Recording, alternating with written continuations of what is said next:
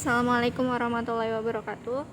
Perkenalkan, nama saya Nur Priatin dengan NIM 2020208068. Di sini saya akan mempresentasikan mengenai menyusun agenda kebijakan, di mana dosen pengampu mata kuliah kebijakan publik ini yaitu Ibu Titi Haryanti SEMSI. Langsung saja, yang pertama, agenda kebijakan. Agenda kebijakan ini diartikan sebagai tuntutan-tuntutan para pembuat kebijakan memilih atau merasa terdorong untuk melakukan tindakan tertentu. Menurut Barbara Nelson menyatakan bahwa agenda kebijakan berlangsung ketika pejabat publik belajar mengenai masalah-masalah baru, memutuskan untuk memperhatikan secara personal dan mobilisasi organisasi yang mereka miliki untuk merespon masalah tersebut.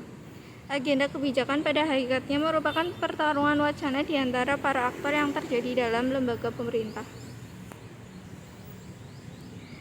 Menurut Barbara Nelson, proses agenda kebijakan berlangsung ketika pejabat publik belajar mengenai masalah-masalah baru, memutuskan untuk memberi perhatian secara personal dan memobilisasi organisasi yang mereka miliki untuk merespon masalah tersebut.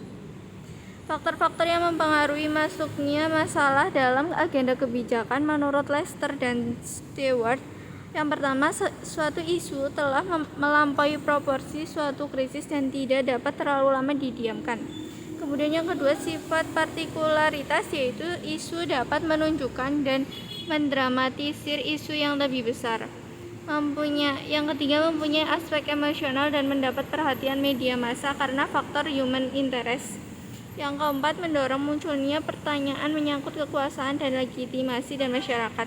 Yang terakhir, isu tersebut sedang menjadi tren atau sedang diminati oleh banyak orang.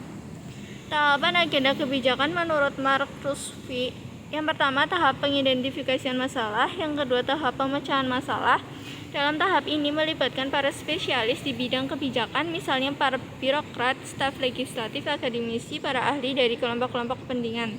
Yang ketiga, urutan politik, yaitu perubahan-perubahan dalam opini publik, hasil pemilihan umum, perubahan dalam administrasi, dan pergantian partisipan atau ideologi dalam lembaga legislatif.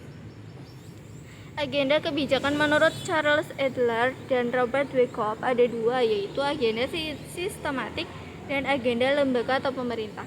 Agenda sistematik merupakan terdiri atas semua isu yang menuntut pandangan anggota masyarakat politik pantas mendapat perhatian publik dan mencakup masalah-masalah yang berada dalam yurisdiksi wewenang pemerintah yang secara sah ada.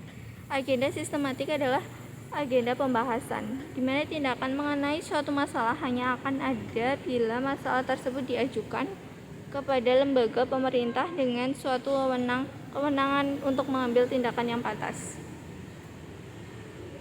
Agenda lembaga atau pemerintah.